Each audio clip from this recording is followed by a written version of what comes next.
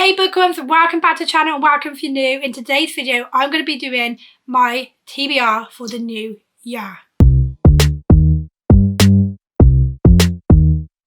So I'm going to be doing 23 books for 2023. This is not my idea. I saw a few other people doing it and I did it last year. I have actually yet to react to that video because I'm kind of scared to react to it. I really don't feel like I read any of those books since it's January. I'm going to be doing the 23 books for 2023 and I've actually decided that I'm not going to include any new releases. I was going to. I had made a list and I included about 6 new releases, but then I thought that's kind of cheating because I know I'm going to read them. Like, these are definite books I'm going to read. I choose to just pick books that have been on my TBR. Maybe some of these I got for Christmas or my birthday, and a lot of other ones have been on my shelf for a while. So yeah, I'm not going to talk about every single one of them or we're going to be here for like ever, but we're going to jump straight into it. Also, I'm going to apologise for my voice.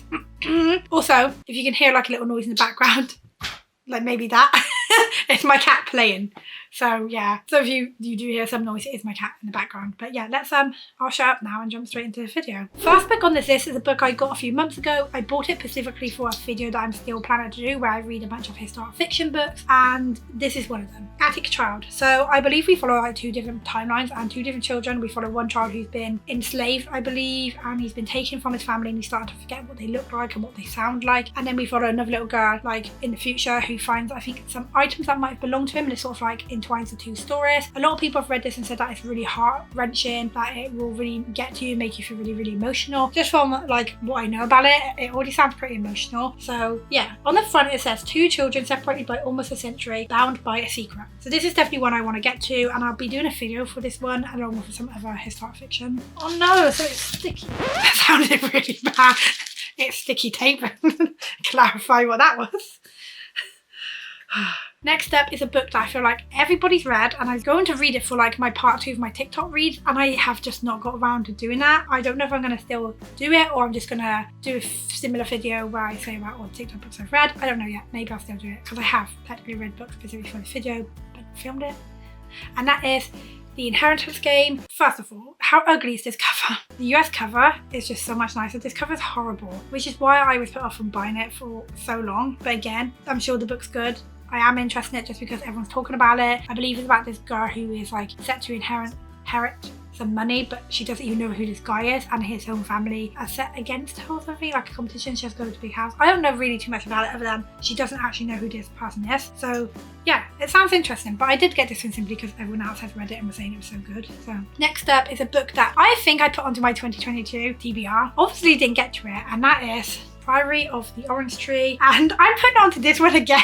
Like, girl, you didn't do it last year and you think you can do it this year, but I want to make sure that I read this book by the end of the year. I almost read it at the end of 2022 because I put it onto my like reindeer readathon but then switched it out because I was too afraid. But it's like, it's massive and I was all set for it. Like, I was really excited, and then some people were like, it's so confusing for 200 pages. I had no idea what's going on. Like, is that true? If I'm not here enjoying a book after 100 pages, you haven't got my attention, then I'm not wasting my time. I hope that's not true, but I've seen so many people saying that they were hooked from the beginning, so I'm scared, but we're putting it on here because we're brave.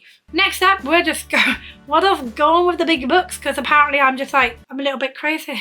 But I was meant to read this last year. Everybody's reading it and talking about the last line of the book, filming their reactions, and I'm over here like, yeah, I ain't got that still. Oh my god, my cat.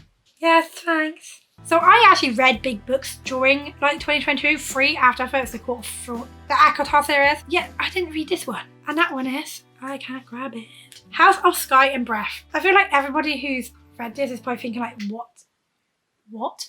Why have you not read this? Go to pick it up and stop being a baby. Read it. Because the thing is, I actually enjoyed the first book. I really liked the characters. I thought it was really funny. I was really invested in it. And I thought, this book's so big, it's going to drag. And it didn't. I do want to know what's going to happen next. But I'm going to have to do a recap because my memory is like...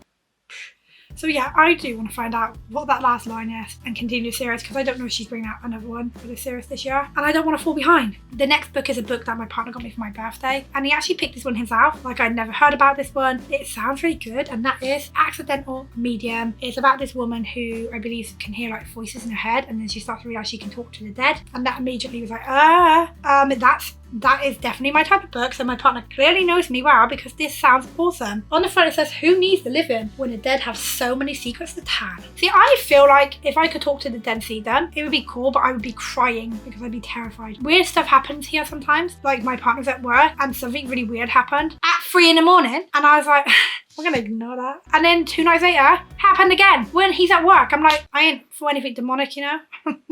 If you're friendly, hi, but bye. I'm talking about spooky little spookies. The next book on this list is The Ghost Words by C.J. Cook. My cat is tearing a blanket. So this is by C.J. Cook. I've read 2 of the books by this author, which are The Lighthouse Witches and The Nesting, and I've loved both of them. This one sounds even more freakier than her other books. I believe that there's a ghost living inside this person's body. Like literally one of the first lines is that there's a ghost in her knee. And she robs the store, but it's not her, it's the ghost. So like she's possessed. I don't know, but I need to get to this one. I can't believe I didn't read it, to be honest, like in 2022, but hey ho. If you haven't seen my Christmas book if you haven't seen my Christmas book haul, by the way, go check it out because like I got some good books and maybe you'll find some on there that you like, but also you can comment below what books you got and then I maybe go out and buy some more, which I need to stop. So this book here specifically, I have seen a ton of mixed reviews, but recently I started seeing like a few people have been saying that it's really fast paced and I was like, okay, I like fast paced, and my partner got me, and that's The Island. I think this woman marries into this family and they go onto this island, but they go to like this island that's like not really inhabited, like nobody really goes there, and then something goes wrong and now she has to try and save the children and get off this island, and it just sounds really cool. Sounds like a drama. Next one is I Am Widow. Again, I have gone to pick up this book so many times because it sounds really cool. It actually reminds me a little bit like it reminds me of the game Titanfall. So I was like, this sounds cool, but I think it's about this woman who's going to go and work with these people who like drive these like machines and stuff like that. Like it's like a Titan, but I think she wants revenge. It's a sci-fi. It sounds really interesting. Next one is a book I'm excited for, and I got it for Christmas again, and I had 5 to 5 by Holly Jackson, and I'm 100% going to be reading this book very, very soon. We're following these friends, and their RV breaks down, and there's a sniper who wants one of them dead, and there's a bunch of secrets that are being revealed. So yeah, 100% cannot wait to read that one. Next up, we have The Coming Darkness, which is a book that I got for my birthday, and this one is set in like the future, so it's a dystopian set in 2037, and there's like a big pandemic and terrorism happening, and I don't know too much about it other than I saw this and it looks interesting. I asked my partner if he would like to get me a birthday present and he did, so yay. Next up is a book that I'm probably going to be reading a lot sooner than any of the others because I'm filming a new series where I read romance books and try to find new favourites. I'm actually asking other people what their favourites are and trying to include them as well. If I have them or if I'm interested in them, I'll go and get them. And this book, I think 2 people so far has said that they really like it. I only asked this question like a couple hours ago, and so far people have said Part of Your World by Abby Jimenez.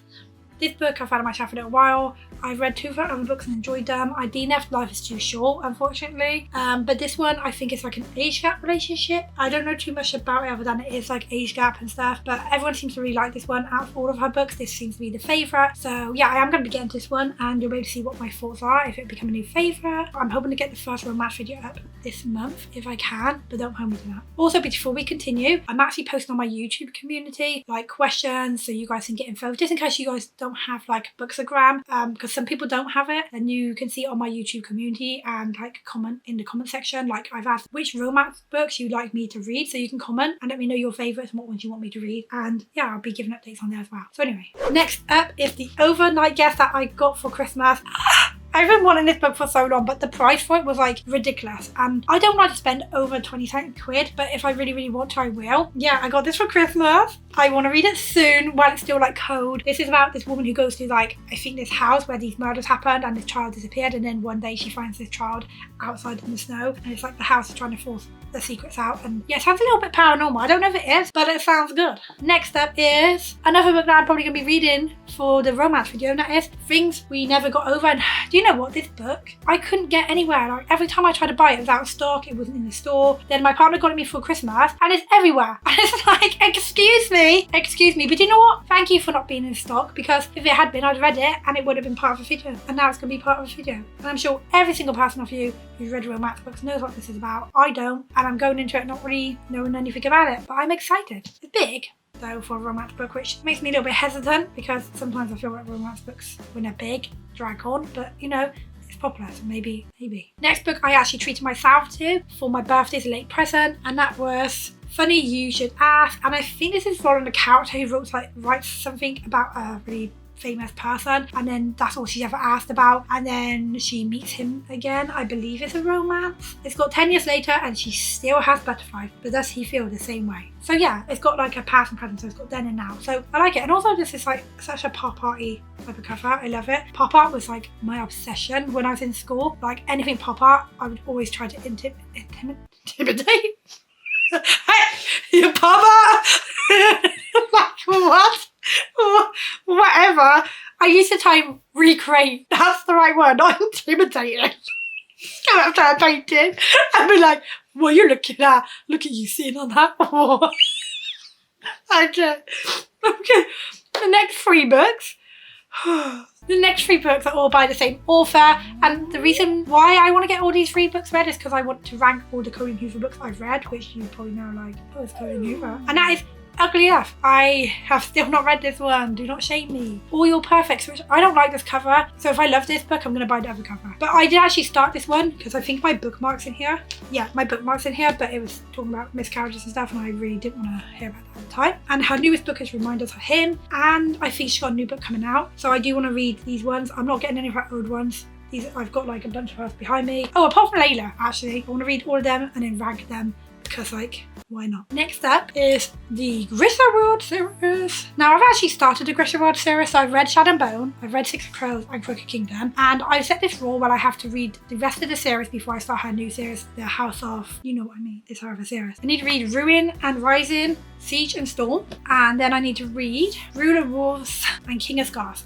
And I actually think I'm going to be filming a video for that as well, maybe, but I do think I will film that because this is a popular series. This has been 23 books, right? Can you imagine if I film all this and it's not 23 books? Yeah, it's fine. I was like, damn. So we're on to the last 2. And the next one is a book again that my partner got me for Christmas. And I want to read it because everyone read this book and they said it's so good, and that is Local Woman Missing. Not too sure what's bad. I think a woman goes missing and she reappears because of it, and I think if people start going missing. But so many people have said how good this is, and I would have bought this book sooner if this cover wasn't so expensive. And then obviously I unwrapped it and my partner got me, so I was like, well, thank you, how nice of you. And the final book is a book that I was meant to read in 2022, but I saw the way it was written in some parts and it annoyed me. At the same time, I'm still interested, and I've recently just bought the sequel for £9 because there was like a 50% off hardbacks. So now I'm like, I have to read it, I have to include it, and that is The Atlas 6. My partner read the first chapter of this and said it was actually quite interesting. Ow, it's my face. Damn it. I'm just been put off. I've been so nervous because like, I'm even more nervous now because I just bought the sequel. Like, what's wrong with me? 6 ordinary magicians, 5 chances to win, 1 secret society. And I think it might be £2. 6 are chosen, 5 will walk away.